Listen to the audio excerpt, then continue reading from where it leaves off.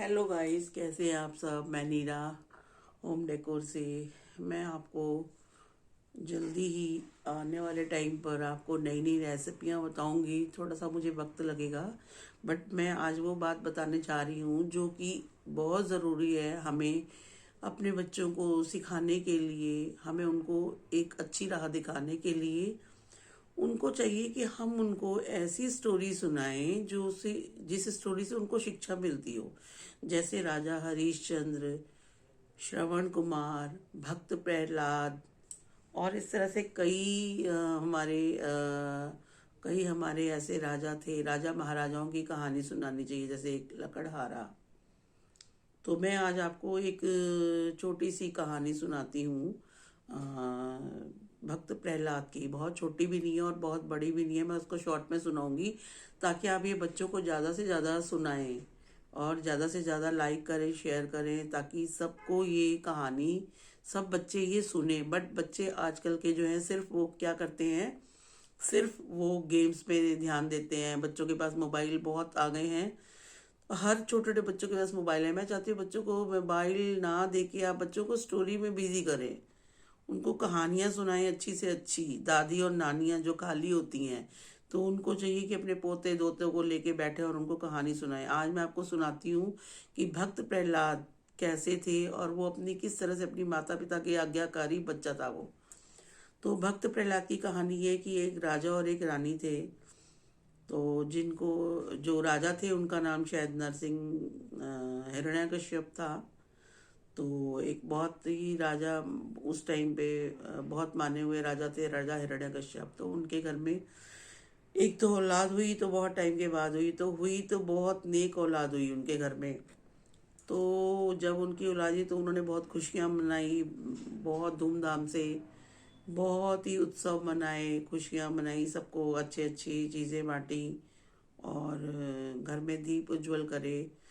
तो उनकी माता भी बहुत अच्छी थी, बहुत ही एक साधारण माता थी उनकी, और अच्छे संस्कारों वाली थी, जिन्होंने अपने बच्चे को इतने अच्छे संस्कार दिए कूट कूट करके।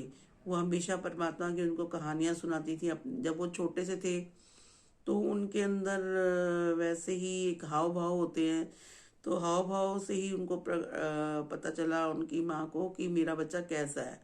और एक माँ ही होती जो अपने बच्चे को जैसे भी चाहे उस सांचे में ढाल सकती है। तो भक्त प्रहलाद एक ऐसे थे जो अपनी माँ के सांचे में ढले थे। तो जैसे जैसे वो बड़े हुए, तो वो हमेशा, और उनके जो पिताजी थे राजा हिरण्यकश्यप, वो हमेशा अपने आप को एक देवता मानते थे कि मैं ही देवता हूँ, मेरी पूजा करो, मैं भगवान हूँ। तो सब अपनी, जितने भी उसके उनके नौकर चाकर थे, दरबारी थे, सबको, जो राजकुमार राजा थे, वो अपने हिसाब से सबको चलाते थे। और जो उनके हिसाब से नहीं चलता था वो उनको दंड देते थे। तो वो कहते थे कि मैं भगवान हूँ, मुझे मानो और किसी को नहीं। तो जैसे जैसे भक्त प्रहलाद हुए, तो भक्त प्रहलाद जो थे वो भगवान जी के भक्त थे, एक बहुत बड़े भक्त थे। वो बचपन से ही हरि ओम, हरि बोल, हरि हरि ओम, हरे कृष्णा का जाप जपते रहते थे।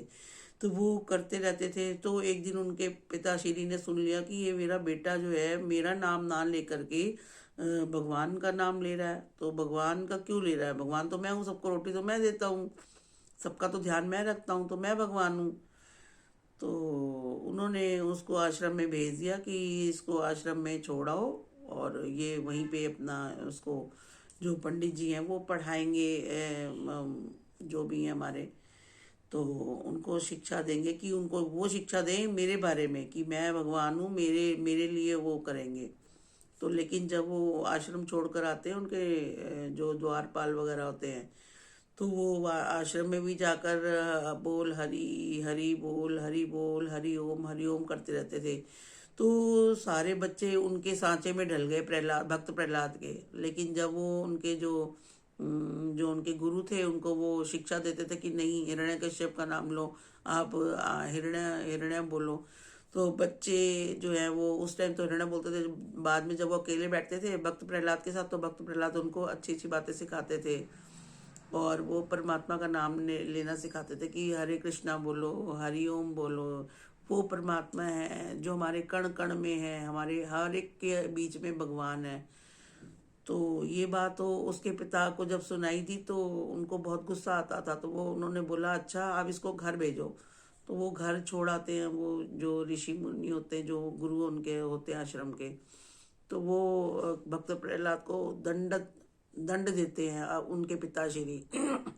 उनके पिताजी उनको खोलते, कभी कढ़ाई में डालते हैं तो वो फिर भगवान का नाम लेते हैं। तो वो जो कढ़ाई में जो खोलते हुए तेल में डालते हैं वो पानी बन जाता है, फूल बन जाते हैं वो। तो इस तरह से बड़ी परीक्षा लेते हैं अपने बेटे की, और हार एक दिन क्या करते हैं वो ऊपर से पहाड़ से नीचे गिरा देते हैं।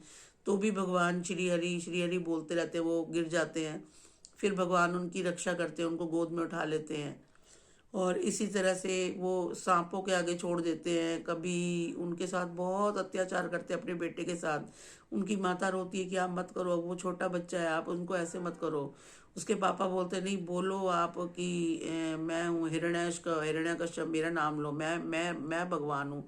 बट वो नहीं बोलते, वो कहते नहीं आप भगवान नहीं हो, भगवान नहीं हो, भगवान तो ऊपर है, जो कण कण में भगवान है। तो एंड में क्या होता है फिर भी वो उनको कहते हैं कि अच्छा तो बता तेरा कहाँ भगवान है, इस खंबे में है? वो कहता हाँ इस खंबे में भी है। फिर जैसे ही वो खंबे को तोड़ते हैं तो उसमें से जो है वो भगवान जी प्रकट होते हैं, और भगवान जी उनका चीर हरण कर देते हैं, उसके पिताश्री को मार देते हैं। अपने नाखूनों से उनकी छाती चीर देते हैं और अपनी गोद में लटा के उनको उनका वध कर देते हैं। तो वो कहता देखो भगवान जी है ना, तो बोल हरि, तो फिर सारे उसके सांचे में ढल जाते हैं भक्त प्रहलाद के। तो इस तरह से भक्त प्रहलाद ने अपनी अपनी एक भक्ति से किस तरह से अपने सब लोगों की रक्षा करी, सबका साथ देते थे वो, सबसे सबको एक समान रखते थे, सबसे प्यार करते थे वो, हर एक को वो छोटा बड़ा कभी भी नहीं देखते थे। तो ये है भक्त प्रहलाद की कहानी। मैंने आपको बहुत छोटे में सुनाई, अगर कभी आप को फुर्सत होगी तो मैं कभी आपको लंबे से सुनाऊंगी, और भी इस तरह से मैं कहानियां सुनाती रहूंगी ताकि आप बच्चों को सुनाओ, बच्चों को थोड़ा सा तो असर होगा। तो आज के लिए इतना ही। Thank you so much. धन्यवाद धन्यवाद धन्यवाद।